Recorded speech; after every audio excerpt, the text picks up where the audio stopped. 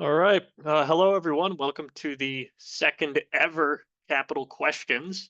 This is a product of National Review Capital Matters, where we want to hear from our subscribers and our supporters about what economic issues they're interested in and want to hear me and Andrew Studiford talk about. I'm Dominic Pino, the economics editor for NR, and then Andrew is Capital Matters editor.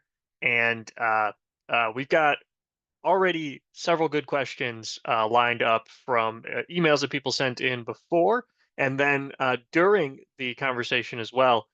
You can use the Q&A function in Zoom to ask your own questions, and we'll look through those and try to get to as many as we can in the next hour as well.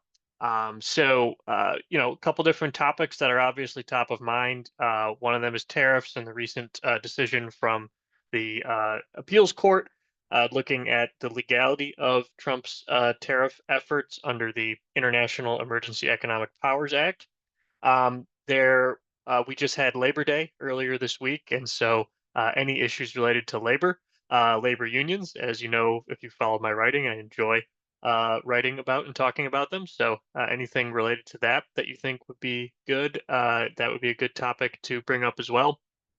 We've also just got just any kind of general economic trends, things about labor markets, things about the regulatory system, anything like that. We're happy to go in a lot of different directions here.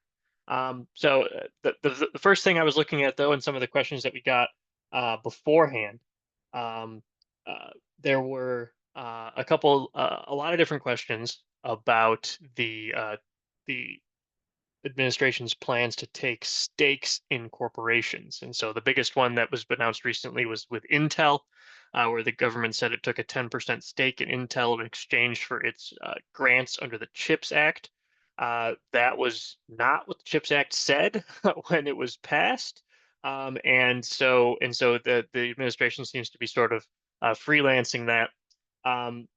So there's a lot of questions about, what are some of the dangers from that, and what kind of legal challenges do you think there might be from that? Those are two different questions that we got before, and one of the dangers, obviously, is that we don't want the government to own the means of production. That's communism. Now, obviously, this isn't communism. This is just a 10% stake in one company, but that does mean it is, 10% communism in one company, and we should want 0% communism in all companies.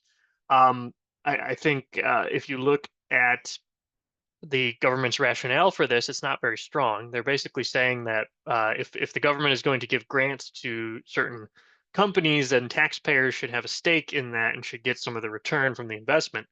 Um, Aside from the fact that the government should not be giving grants to the companies in the first place, which is the real, free market answer here. Um, if they're going to do it anyway, it doesn't make sense that there should be a stake in it. One, the investment could lose money, and so taxpayers would lose money. And then another point is that the stated justification for the grants given to the semiconductor companies is that it's in the national interest to have the production located here. Um, the the benefits to that, if there are any, would be much bigger than any increase in the stock price of Intel would show. And so the stake that the government has in this is about $10 billion. If a $10 billion investment, if they end up making a couple $1 billion off of it, if the stock does well, that's not the point. That's not the point of this policy when it was initially made. And so I think there's a big sort of discrepancy there. And then what kind of legal justification is there for it? I'm not really sure, to be honest with you. Um, uh, I think it might run into a problem of who would actually sue over it. Intel is the company that's really being hurt by it, but of course they're not going to sue over it because they're the ones who made the deal with the government. The government's not going to sue, obviously, because they're the ones who did it as well. So maybe there could be some kind of challenge by the shareholders. But I don't know enough about the relevant laws there to know who would have standing, who'd be able to do anything about it. So uh, you know, uh, part of the answer here is electing better leaders who don't do stuff like this. We went from everyone on the right saying obviously it's a bad idea for the government to own grocery stores when Zoran Mamdani was talking about doing that in New York City, and they're right about that. That is a bad idea, but it's also a bad idea for the government to be owning parts of semiconductor companies and other private companies as well, for many of the same reasons. Um, all right, let's see. Uh, we've got the issue of uh, uh, what am I looking at here? Yes, we've got two questions that came in next to each other that are related, and I don't think people realize that they were related when they asked them because they came from two different people. But one of the questions is, should interest rates be lowered, and will they be? And the next question is too much money ever a concern for a free market? And they give the examples of OpenAI burning cash for 10 plus years, AWS subsidizing Amazon, etc. These two questions are connected, because how do you get too much money? You get too much money when the interest rates are too low for too long. And in the 2010s, the U.S. had extremely low, basically zero, in real terms, oftentimes negative interest rates. And because those interest rates were so low, it allowed money to accumulate in the economy and be used in all sorts of different ways that would not have happened otherwise. And so this is a consequence of too easy monetary policy, allowing this money to accumulate in different places.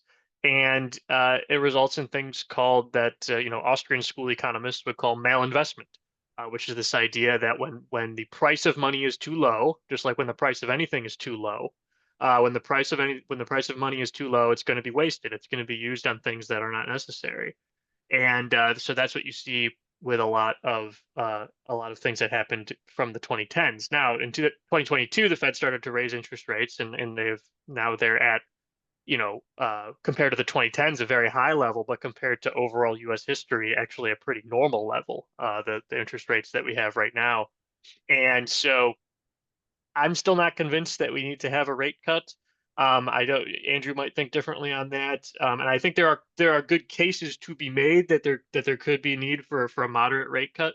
I don't think there should be anything like a return to the 2010s, where you have these zero interest rates. That was crazy. It was a vacation from history, and it led to all sorts of asset price inflation and lots of different things that have proven to be damaging. Andrew, Yeah, wants to take anything on that? I mean, Dominic, sorry for being late there. A little bit, I had a bit of an okay boomer moment when it came to logging into Zoom. I agree in advance with everything Dominic has said so far. So that's generally my practice. And also, I think that I agree. My own view is that it is too soon to have a rate cut. And for the reasons that Dominic was given, inflation has not yet hit our targets, the Fed's targets, and it is not yet, we do not yet know the tariff effect. It is too soon for opponents of tariffs to declare victory, and it's too soon for supporters of tariffs to declare victory. We haven't seen how they're going to work through the system. And how companies will react to them, and how they will deal with the stock that they already have that was pre-tariff, and so on and so forth. So that, to me, is a reason to err on the side of caution. Also, because we have the situation where there's a certain amount of suspicion in the markets at the moment. And the markets matter, however much one might not like them, because the markets in the end will determine how much the US pays for its debt. And I think that the superficial advantage, which is derived from, say, a 25 basis point rate cut, would be risks being swamped by the feeling that this is a Fed being pushed around by Donald Trump. We hear what Jay Powell says, blah, blah, blah, blah, blah, blah. But these people don't care as much about inflation as much as they should. Therefore, we are going to want to be paid more money to lend to the US in dollars. Yeah, and this is a concern across the world. Someone asked a question, are we headed to a sovereign debt crisis? I mean, basically everyone's headed to a sovereign debt crisis. It looks like if you look at the 30-year sovereign debt yields for every developed country right now. They're basically all going up, and that's a sign that, like Andrew said, all of investors in all of these countries are saying, "Hey, you're not taking seriously the fiscal problems that you have." And that's going to create risks of inflation and risks of not getting paid back in real money when those bonds mature.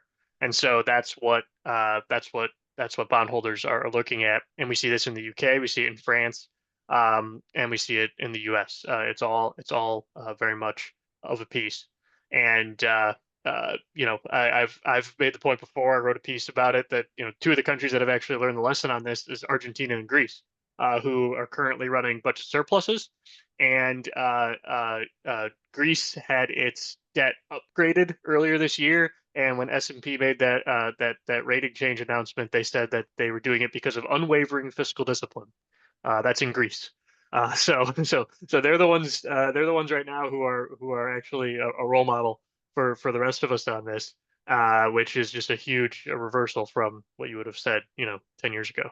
It has to. Sorry to interrupt you there, Dominic. I mean, You're it good. has to be said that in the Greek case, that is because they have very firm guidelines imposed on them by the EU, and they are, if you like, only Greece, in inverted commas, with no disrespect to Greece.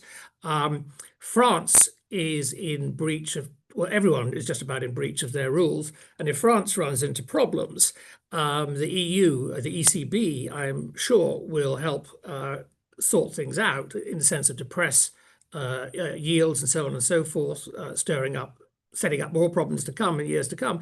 But dictating to France, I mean, the French government can't dictate to France, and I'm not convinced that the EU can either. But we will see. I think one thing, I mean, Dominic rightly has said that we've got over borrowing all over the place, sovereign borrowing all over the place. One thing to remember when you look at, say, France or the UK, which are very much in the European context in focus at the moment, or indeed the US, theoretically, particularly the US and the UK, which print their own money, theoretically, there is no reason they should default anytime soon, at the very least. And it's also true of France, even though it borrows in a foreign currency, which is effectively what the euro is, which makes it a little bit more difficult. But the problem with the markets, there's a neat phrase I saw someone or an economist wrote today, that markets can turn on a logarithm. And once a panic starts, even if it's not strictly speaking rational, it can gain legs of its own. And that was something I was told by an American investment banker 15 years ago, a veteran of probably 30 or 40 years experience. He said, when it goes, and you won't know when it's going to go. And that is why we have to be, even now, we need to be careful and we need to be prudent. And we're not being either, in my view. Yeah. So based on the questions we got before and a couple we got now, I just want to kind of do combine a bunch of them about tariffs. So one question that was asked about tariffs is, do you think tariffs are inflationary? And my answer to that is no, but they do raise prices, which is a little bit difficult to comprehend at first. The idea there is that if we define inflation as most people do, and I think it's a good kind of shorthand definition, as too much money chasing after too few goods. Um, that means that tariffs will not be inflationary by that definition. They don't really have anything to do with the too much money side of the equation, right? That's controlled by the Federal Reserve and indirectly by the government's budget and fiscal policy. They they do have something to do with the too few goods side of the equation, right? Because if you tax imports, you get less of them, and imports are some of the goods that we have. But we've got to remember that in the United States, most of the things that we consume here are actually produced domestically. Despite all of the stuff about all the sort of popular stuff about how everything's made in China now, blah blah blah, it's not true in the United States. We have one of the least trade-oriented economies in the world, And it's gone and down. it's gone down. And the U.S. still has an enormous domestic market, which, by the way, the founders created as a free trade zone. So Thank you, founding fathers. But that enormous domestic market will still be able to make a lot of the stuff that we have. And so, too much money chasing after too few goods, it just doesn't really make much of a difference in that equation. That being said, obviously, if you raise taxes on something, the price of it goes up, and so tariffs will apply to very specific things. They are not a enormous segment or an enormous part of the entire economy, but for especially for businesses that are involved in buying inputs to their production process from other countries, that makes a big difference for them. And we see this with all kinds of smaller manufacturing firms who have said that they've been having trouble with this. The manufacturing sector in the United States has contracted for 6 months in a row now. And so part of the reason for that is tariffs raising prices on inputs. We got to remember that of all goods that are imported into the United States, about half of them are used as inputs for domestic production. So that will raise prices. That will raise prices for those businesses directly, and they will pass those a lot of those price increases on to their customers, which will show up for you as well. But that doesn't mean it's inflation, right? Because the money that's getting spent there, the money that's getting spent by consumers on higher prices for that, is just money that can't be spent on other things. So it's not generally increasing the price level. It is just causing price increases on some things, which still makes us poorer. It's still not good, but it's not inflation. And if the big resounding argument in favor of an economic policy is that it doesn't cause inflation, that's pretty lame, right? Like we should want more than not causing inflation. That is sort of the bare minimum for any economic policy, and all the other problems that tariffs have really are much worse than any inflationary impact that they might have. And there is a question. Dominic is quite right, um, about the causes of inflation. And strictly speaking, tariffs don't satisfy that. What they can do is that they can stir inflationary expectations, because inflation is partly a matter of perception, and the and again, it will vary, and the consumers will notice it, particularly people who buy such exotic luxuries as coffee. And they will see increases in prices there, things that we don't grow over here in any size. And if you get an atmosphere in which people expect prices to rise, that can have political effects, which in the end can lead to more money printing, basically. Yeah, inflation can become self-fulfilling. Yeah. We have and then on to the sort of legal stuff about the tariffs. So the just to sort of recap, the Court of International Trade, which is regular, federal court in the U.S., they ruled that Trump's tariffs imposed under the International Economic Emergency Powers Act are unconstitutional. And those are the tariffs that were the reciprocal tariffs supposedly that were announced in that big chart that he did at the White House, and then the fentanyl related tariffs supposedly on Canada and Mexico. So those were ruled to be unconstitutional. It was not a ruling on the tariffs on steel and aluminum or the tariffs on pharmaceuticals that they've been talking about or semiconductors or those different things. Those are all done under different laws, which have been upheld as constitutional. Now, I happen to think they're still constitutionally questionable, but the courts disagree with me on that. So those tariffs are still allowed. They did not strike down all tariffs. They just did just the specific ones that are imposed under IEEPA. And so that Court of International Trade ruling, there were 3 judges on that ruling. 2 of them were appointed by Republicans. One of them was appointed by Trump. And that was a unanimous decision against Trump on that. Then it was appealed to the Court of Appeals, and that case was heard by 11 judges, and that court is much more lopsided, just because of timing of retirements and things like that. There's a lot more Democrat appointees on there, so there were, I believe, 7 Democrat appointees and 4 Yeah. Republican appointees on the court, and they ruled to uphold the ruling from the Court of International Trade. They basically said they got it right. But there was a dissenting opinion this time. Interestingly, the dissent was written by an Obama appointee. And this shouldn't really be that surprising, right? Because Obama loves executive power, and he probably appointed judges who agree with that.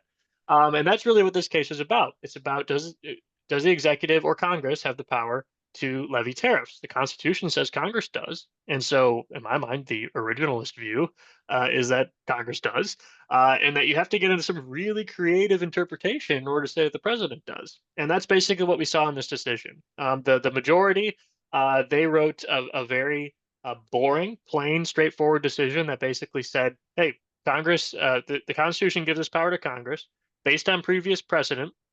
The only way Congress can give away that power is if it does it in a very limited way, and it delineates what those limits are in the law."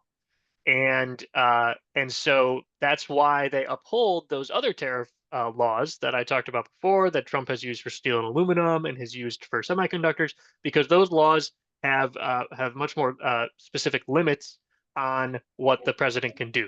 So some of them say you can only raise it to a certain rate. Some of them say you can only do it for a certain amount of time. They give Congress all kinds of abilities to roll that back if they want to. And so those have been upheld as limited and an illegal delegation of power. The emergency powers law that Trump is using does not have any of those limits. And the administration has claimed that its argument is that Trump can impose any tariff on any country, on any good, for any amount of time and change them at will. Like it's completely unlimited. They have no limits on what they're trying to claim. And so the court just looked at that and said, well, obviously that's unconstitutional. You can't do that because Congress clearly has this power under the Constitution, and it can only give it away if it's done so in a way that's limited.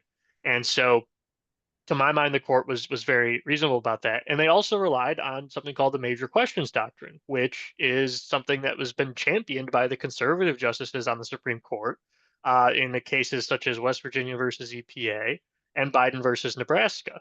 Now, West Virginia versus EPA was to strike down an Obama EPA ruling under the Clean Air Act that basically said that the administration went too far in doing that.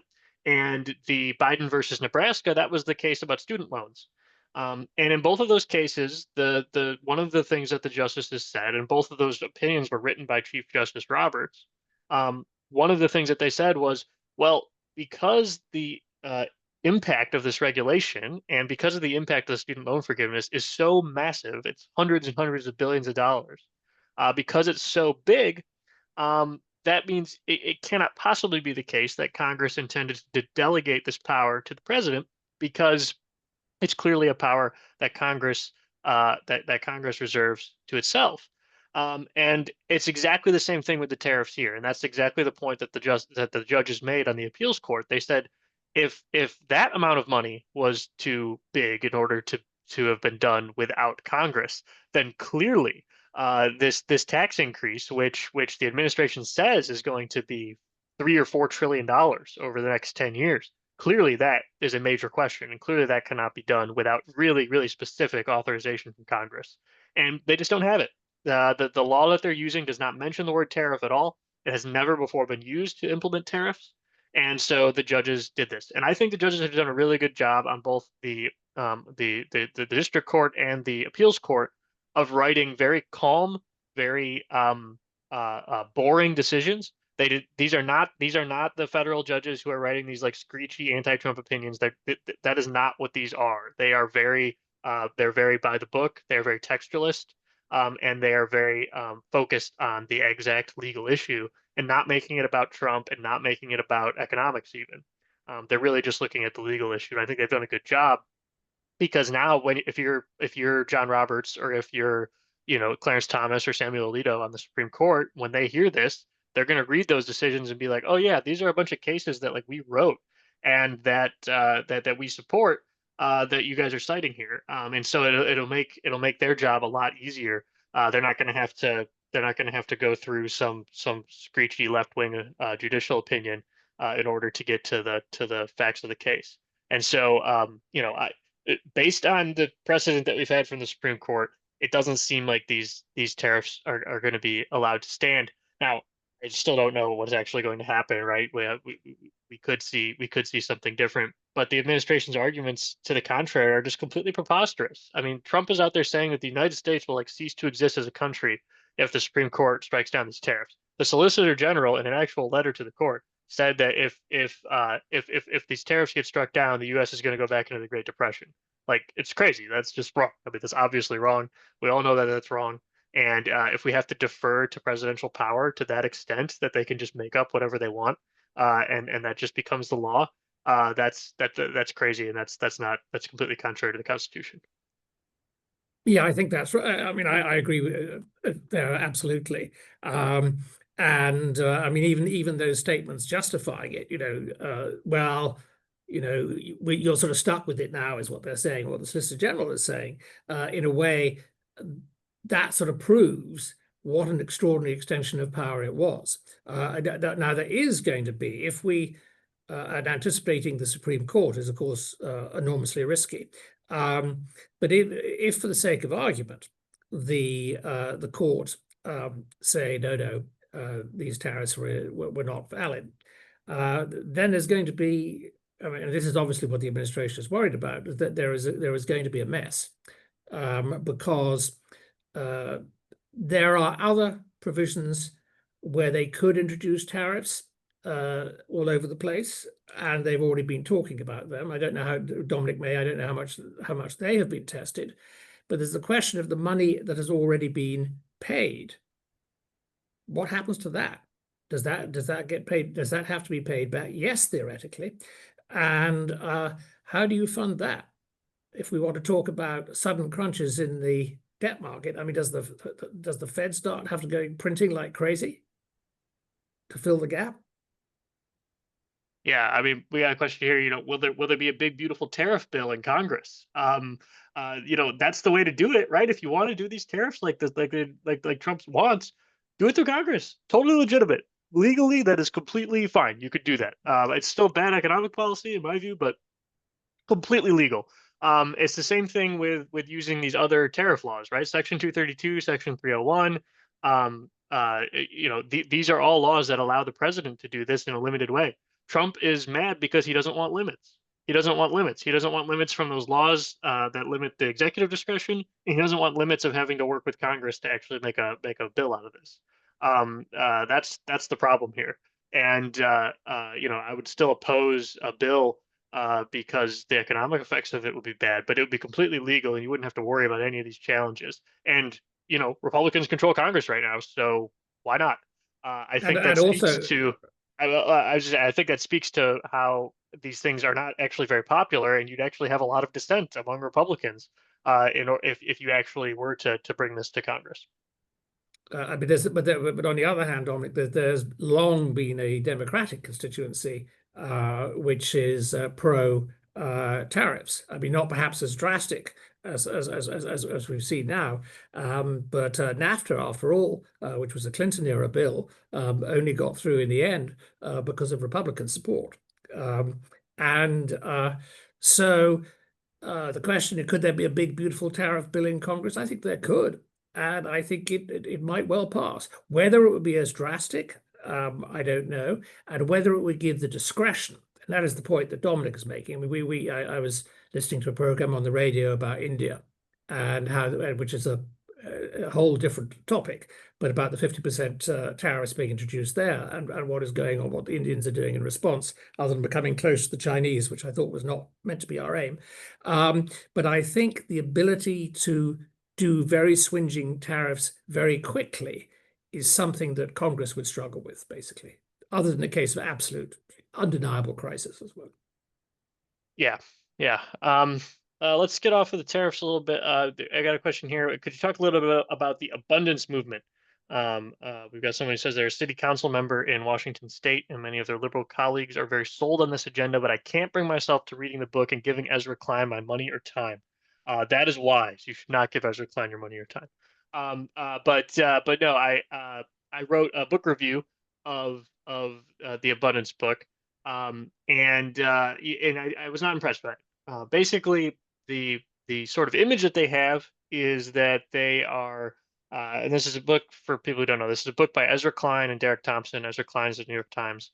Derek Thompson uh, is or was at the Atlantic. I actually think he might have just went to Substack or something like that. But they both are saying that the left needs to rethink its political ideology and needs to be oriented towards abundance instead of and they're very against the sort of degrowth mindset that we hear from some people on the left. Now, because they're against the degrowth stuff, some people confuse this with they support free markets.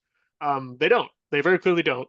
If you read their book, they are still very much of the mindset that that the government should be guiding the economy. They just disagree with how we should do that. They still think economic growth is good, which is nice, but like so do Keynesians. I mean, Keynesians think economic growth is good in the mid-century, and the free market movement in the U.S. and U.K. and other places is like specifically created against those Keynesians. We both agree that economic growth is good, but we completely disagree about how it happens. And that is exactly the same thing with Klein and Thompson. They're not really Keynesians so much, but they really do fail to grasp where economic prosperity comes from because they treat everything as a big we question. And so they're very much in the mindset of like when Barack Obama used to talk about, you didn't build that with businesses because the government built the roads and the government did all this stuff, and the sort of idea of like government's just another word for all the things we do together. This kind of soft collectivism is very much evident in their book. They don't have much respect for the individual or much understanding that markets are a discovery process where we figure out what works, and it can't be directed. It can't be directed by government. It can't be directed by private actors either. It's a discovery process where private individuals and businesses figure out what works and what doesn't. And when you allow that to happen, you end up getting really good results. And this is basically the point that Adam Smith was making in Wealth of Nations 250 years ago, and that we still have failed to learn today. So Klein and Thompson, they really are not the sort of antidote that we might like. They're better than the degrowth people for sure. So if it's a contest between the degrowth people and them, I'm with them. But if it's a contest between them and actual free markets, I'm obviously with free markets. Yeah, I mean, I think that they would find it culturally very, very difficult to do the best that I mean, government, of course, there is always a role, a basic infrastructural role for government in the economy. I mean, the Eisenhower highway system, I think, was a very good investment, for example, the interstate network, and all sorts of things. But when it comes to the nitty-gritty of business, government needs to get out of the way. The best thing that government can do is not be there. It holds the ring. You have a legal system. When Eastern Europe, which was in some ways a ground zero economically after the Soviets had left, one of the indicators that you could use for deciding where is growth going to take root was a very simple one. It was you would look at if you wanted to set up a company from scratch in Poland or what was then Czechoslovakia or the Baltic state, different Baltic states, or Romania, how long did it take? And it was a pretty good indicator. The shorter the period it took from you as a business person wanting to set up a new business to being able actually to get to work, because there were so few permits, those are the countries that tended to succeed. We got a couple different questions about the Federal Reserve. We've got thoughts about the challenges to the independence of the Federal Reserve, whether Trump is allowed to fire members of the Federal Reserve Board of Governors. And I think there are a couple different issues that get conflated here in a lot of the popular discussion that are actually separate. So the first one is the president allowed to fire Board of Governors members? Yes, he is. The Federal Reserve Act says that the president can fire members for cause, and that qualifier is important. You could challenge that on constitutional grounds and say, well, the president really should be able to fire anyone for any reason, whether it's for cause or not. But Trump isn't trying to fire anybody not for cause. He is saying that there is cause to fire Lisa Cook, who is the on the board of governors right now, was appointed by Biden, because she committed mortgage fraud. Now that's an allegation against her. It's not. She hasn't been convicted of anything, and she says that she is not guilty of this. Um, and the Justice Department has only just now announced a criminal investigation into it. So I guess we'll see what happens. But Trump is not claiming that he has power to fire people for any reason. He has done that in other agencies, but not for the Fed. And the administration has consistently said that it views the Fed as different from like the FTC or NLRB or things like that. So there is a difference there that I think is important to keep in mind. Now, there's the bigger question, which is if the president can just say that somebody committed a crime and then it becomes for cause, well, then de facto he can fire anybody for any reason because you could say that about anyone. Um, Now, that's a bigger issue. It does seem like Cook might have done something wrong here. They do have documentation showing that she claimed two different things are primary residences at the same time, which doesn't seem possible. But this is also a crime that is basically never prosecuted, and it's really not clear exactly what the nature of the wrongdoing there was. So it's genuinely tricky to say right now. Now that being said, does Trump want to reduce the independence of the Fed? Yeah, of course he does. He wants to be able to boss them around, and he wants low interest rates forever. He wants the 2010s to come back where you have zero interest rates because he just thinks that's good. He's always thought that. He was mad at Jerome Powell in his first term when they tried to raise interest rates. He's mad at him now because they've kept interest rates the same instead of lowering them. And so Trump just wants low interest rates all the time. There's a good reason that we have a separate central bank, separate from politicians, and it's because politicians in general usually want low interest rates because it can juice the economy in the short term. It can look good right before an election, that kind of thing. And so, if you give politicians control, most of the time, right before an election, especially, they're going to want to cut interest rates to give the economy a quick sugar high, and that sugar high eventually accumulates and creates problems and becomes inflationary.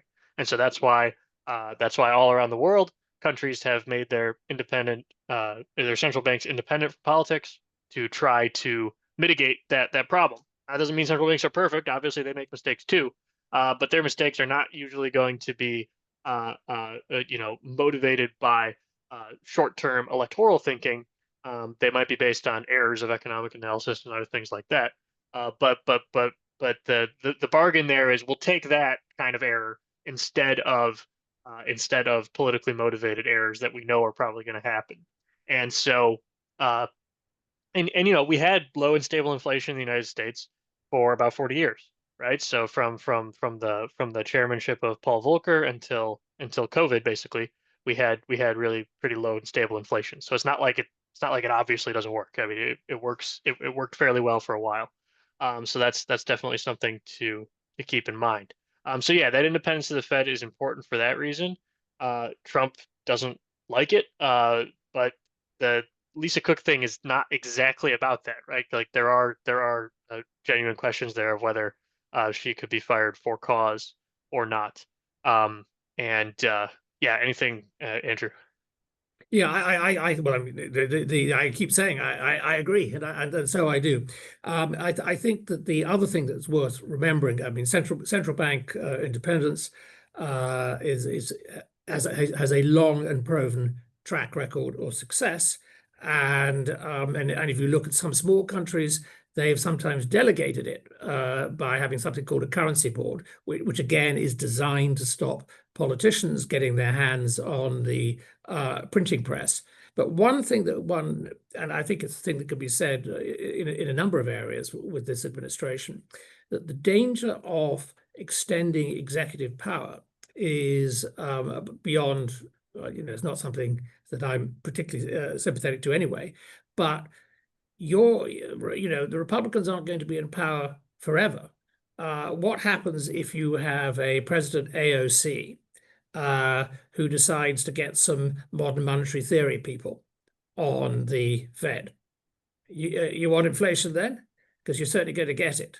And so there is, I think that even those, I think even those that who are sort of sympathetic to and think that that Trump is kind of, as I do in quite a few areas, has good things to say, should remember that any policy that he introduces, particularly one involving expansion of executive power, and particularly, of course, in the economy, where the left have very strong views, the more power he gets that does not go through the congressional system is something that a President AOC could use in her way in 4 or 5 years' time. Should that, Yeah, if and if oh yeah, sure. And if you're upset about monetary policy, the Fed or the Congress has power here too. I mean, they're the ones who created the Federal Reserve. They define what the Fed's mandate is in the law, and they've said it's a stable inflation and full employment. They could change that. There's nothing stopping Congress from doing that, and so that would be the legitimate way to reform the Fed if you want to do that. And I would be in favor of them getting rid of the employment part of the mandate and just making a simple price stability mandate, and then saying it has to be based on some kind of transparent monetary rule, right? I'd probably leave it up to the Fed to pick what that rule is exactly, right? What the formula of it would be, and but I think that would be a much better way to make monetary policy than sort of trusting it to this committee that meets, every 6 weeks. There's no reason monetary policy should only be considered once every 6 weeks. It's just like this completely arbitrary thing. So yeah, so I would like to see some reform there too, but it's not a good way to do it. Um, we have, let's see.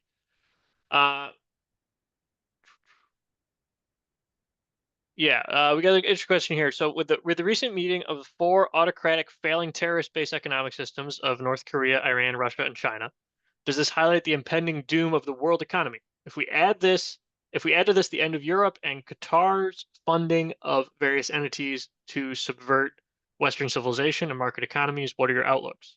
Um, yeah, I mean, I think it's important to keep in mind that these places are failing, right? North Korea, Iran, Russia, and China, all not economic success stories. This is really important to keep in mind because especially with China, we always hear, "Oh, the Chinese are like eating our lunch. They're just doing amazing. It's totally unfair how amazing they're doing." They have such problems with things like unemployment of young men and things like that. They've totally stopped reporting the statistics on us. Like we don't even know. They're probably lying about the statistics that they do report. We know that their GDP growth numbers are exaggerated based on different kinds of economic studies of things like light pollution, for example, which, if you think about it, is a really good proxy for how rich a country is. If they have a lot of money and they're able to afford lighting up cities at night, that's usually a sign that you're a richer society. And we can look at this from satellite images from space, and we can see the famous examples North and South Korea. South Korea is like glowing at night, and North Korea has this little dot right by the capital city, and the rest of the country is just dark.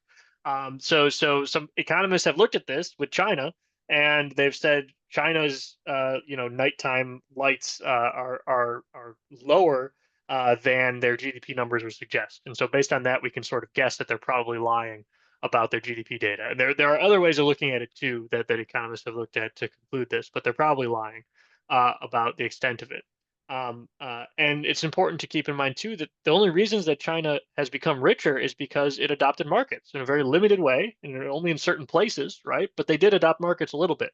And so that really speaks to the power of markets, not to the power of communism. It shows that even just doing markets a little bit can make your people better off compared to communism. And so if they had stayed in the sort of Mao Zedong economics of the 50s and 60s that they had there, they would still be extremely poor country today. The only reason that they were able to get out of that was because of markets. And now that they're going away from markets again, Xi Jinping, especially after COVID, has really been, sort of trying to regain more control over the Chinese economy for the state. we've seen their growth slow down, right? So I think it's perfectly consistent with that. Um, uh, as to whether it means like impending doom for the world economy, I don't think so, and that's still because the United States has continued, despite all sorts of bad policy decisions that we talk about all the time, has continued to be the leader of the world economy. Our share of global GDP has been the same or slightly increasing over the last 20 years or so. It was, it's been right around 25% that whole time, despite the fact that we only have 4% of the world's people. So that's a pretty remarkable accomplishment.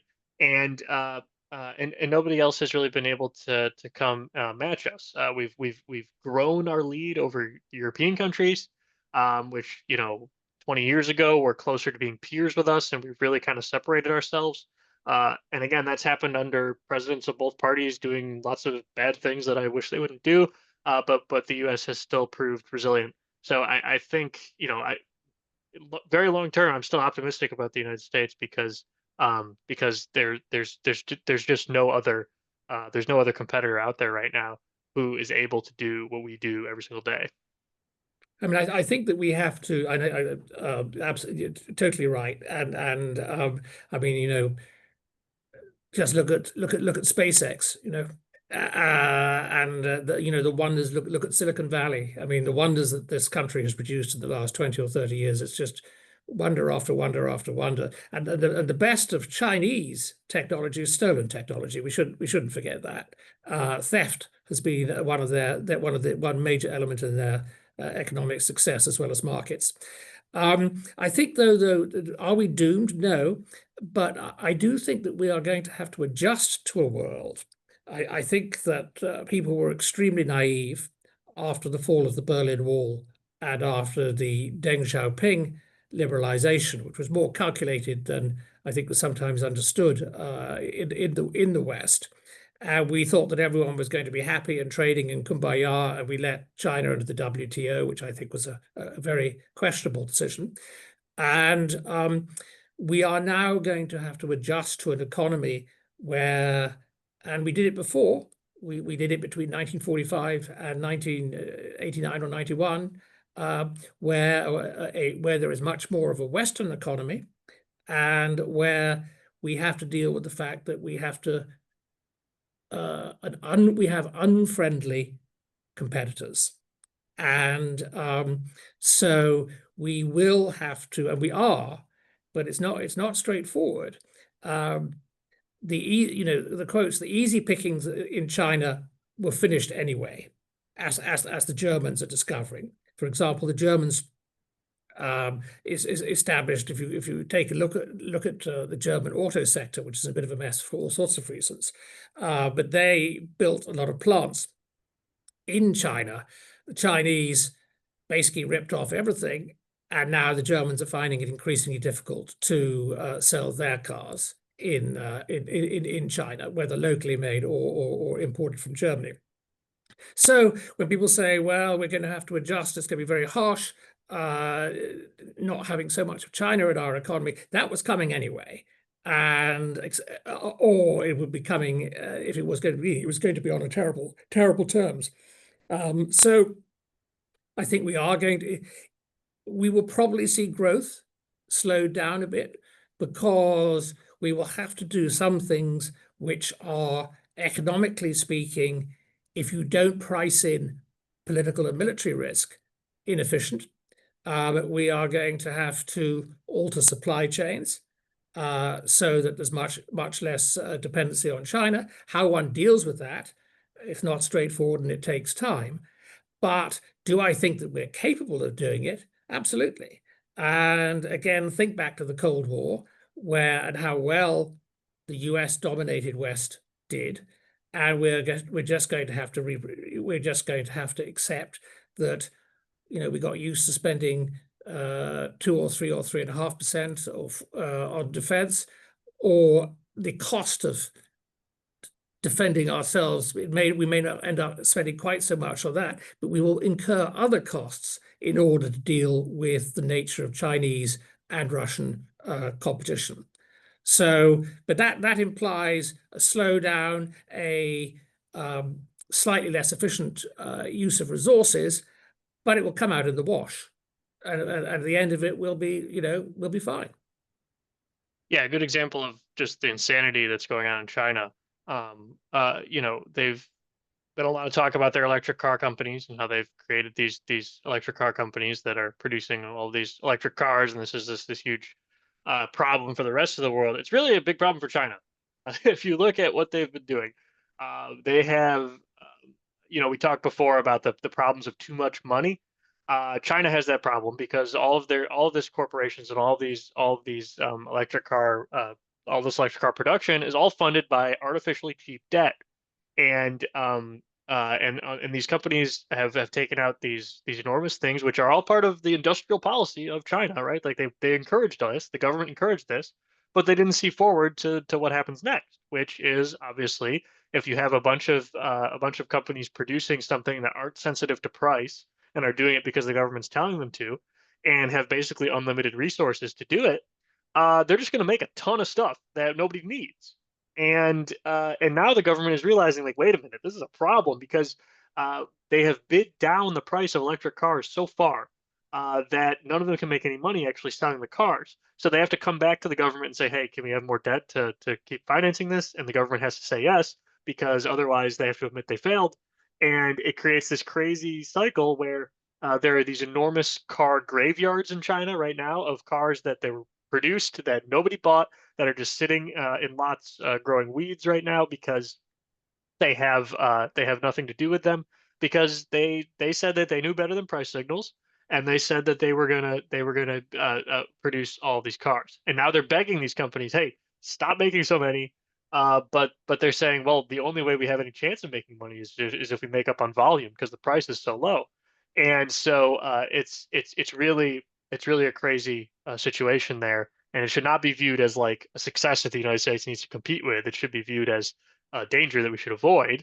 And so I think that's key. And you mentioned, defense spending, Andrew. We had a question in the before asking about the Navy. Do you think spending for the Navy will be cut to defend international shipping? And my answer is I hope not, because that is, if you had to make a list of good government spending, it wouldn't be very long. But one of the things on it would be the Navy defending international shipping. This is a fantastic thing that the United States should be proud of.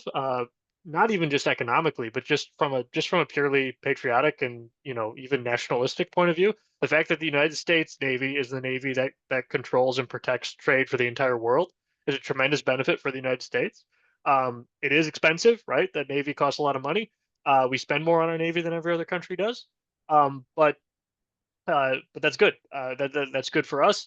It's a good way for us to project our economic interests, but also just our security interests everywhere around the world. Really the only alternative to this right now would be the Chinese Navy. And do you really think the Chinese Navy wants open navigation of waterways? No, of course they don't. We've seen their actions in the South China Sea and things like that. The United States is the power that comes in there and says, "Hey, China, you can't do this." When they try to build these fake islands and claim territorial water rights and try to restrict trade and do all those things, it's the United States that comes in and says no, and nobody else has the power to do that. Quite frankly, when the UK was the leader of the seas, that's when the UK was at its strongest as a country. You can look back at the ancient Phoenicians back in BC time. You could look at all sorts of different examples. Having a really powerful navy it goes with having a powerful country and having a rich and successful country. And so I think that is absolutely something the U.S. should be doing. And more of the federal budget should be spent on the Navy proportionally, because we should be spending a whole lot less on basically everything else. Yeah, I think so. I think so. I think so. All right. There was one light item question for me that says, do I prefer Spotted Cow or Crazy Pills? These are beers. Um, I guess I would say Spotted Cow. The funny thing is, despite being from Wisconsin, I don't actually drink alcohol. I'm a teetotaler. which is very disappointing when people hear this. But despite that, I do have opinions on beers just because I grew up in Wisconsin. So I guess I would go Spotted Cow. Um, let's see what else here. Uh, we've got yeah, Andrew. I addressed before you came on stuff about Intel. Do you Hmm. have anything you'd like to add about the Intel situation? Sure. I mean, the Intel situation, I think is one that has to be treated with a lot of care. Um, the Is there a strategic need? And I imagine Dominic said this. People always say that our industry is strategically essential, et cetera, et cetera, et cetera, and that's very often nonsense. I think that chips are strategically necessary. But what we have to do with something like Intel, the we've got to strike a very careful balance, because we want chips produced in this country, we want advanced chips produced in this country, and we want the best chips produced in this country. And we have to try and find a way to ensure that not only can we produce chips in this country, but we can produce the best chips in this country. And if the government is sitting there as an owner, everyone is going to be thinking, well, I better give this business to the government control, especially if I'm a defense contractor and so on and so forth, because people will say, oh, yeah, we see the 10% shareholding, but that means much more than 10% for practical purposes. And if you create a favored child, you run the risk of discouraging more promising offspring elsewhere. And so I would rather they had not have taken. I understand the argument that, well, if we're putting all this money, giving all this money to Intel, then shouldn't the taxpayer see some of the upside through a shareholding? I can see the argument. I think the distorting effects would be more effective to the taxpayer than doing it. But given you've done it, I would much rather then say, and there will be a sunset clause. We will dump it. This is a transitory arrangement. I hate to use that word, and we will dump our position in the company after 10 years, or in some time between 5 or 10 years, or whatever it may be. Intel itself, we have to remember that we don't have the most impressive horse in the race here. The German government, I've just halfway through a piece which will appear in a couple of days. A couple of years ago, the German government was proudly announced in 2022 that it was going to be with Intel. It was that it was going to give. There was a lot of going to and fro, which is why the date sort of shifted. But it ended up, I think, ultimately in 2022, 2023, that it was going to be a $30 billion plant in Eastern Germany. And Intel was going to be the center of this new excellent EU chip industry. And then what happened? Nothing. And then in 2024, they said, well, we're not sure there's quite the demand that we'd hoped, which, by the way, people had said at the time that the thing was being set up, because essentially, I don't need to go into this, but Intel made the wrong sort of chips for the German economy. So 2024 was put on hold until the end of this decade. And then just the other day, Intel pulled out in July. So we don't have a great horse, but we do, again, going back to the earlier question about, is this the end of the world or anything like that? No, but we are going to have to do some economically inefficient things, as Adam Smith himself always understood and recognized, in order to protect our security position. And what makes this more difficult in some respects than the Cold War is that, although Dominic is quite right that the Chinese economy has phenomenal problems, it is, if you compare it with the Soviet economy, it is a far better economy than that. And that's about as low a bar as you could get, but it is a better economy. And so we have to deal, it's more like 1914, which is perhaps not the most reassuring of years to mention, where you have economically competent powers jostling against each other. And you have to adjust to deal with that. So no, the answer on Intel is that I would rather they had not taken the ownership position. I could live with the subsidies more or less through gritted teeth. I think the idea of, and I think we have to look quite carefully, because one of the criticisms of the German deal was that, and I'm not a scientist, but to make your own standalone chip industry, which is what the Europeans were going to want to do, you can't. It's not just a matter of the chips. There are all sorts of chemicals which were also having to be imported, and where did they come from? So you then have to ask, if you're going to be standalone, where are we going to stand alone? What are we going to pay for it, and how? And there's going to be always a question of allocation of resources. Where possible, I would like the market to do it. It can't always do it. But we are going to have to do a few things we wouldn't normally do, like with rare earths, for example. The rare earths in some ways can be analogized to the German cheap Russian gas deal. That made a lot of sense until it didn't. Rare earths are not that rare, actually, but they are a type of mineral, and they are, and I'm not a scientist or a geologist, but they're very, very useful minerals. And basically, China at the moment processes 90% of them. And it doesn't have them all, but it processes them. And it has a lot of access to, it has quite a lot of them, actually, but it has also good contracts all over the world with them. We need these for our missile systems, for our cars, for everything, but we do need them a lot for defense. And so we're now, the other investment, direct investment that was made apart from the golden share in the steel was in a rare earth company. And again, I think that is justified because we got out of rare earths because basically with rare earths, I got too long about this, but rare earths, you basically, to process them, it's a very, very messy business. And the Chinese didn't care. So they were able to undercut us, and it wasn't worth the US sticking in the business which it used to dominate. That was probably a false economy, like the Germans buying the Russian gas. Yeah, and if nobody knows how to make a pencil, sure as hell nobody knows how to make a semiconductor. So we got to remember the limits on ability to plan that stuff internally.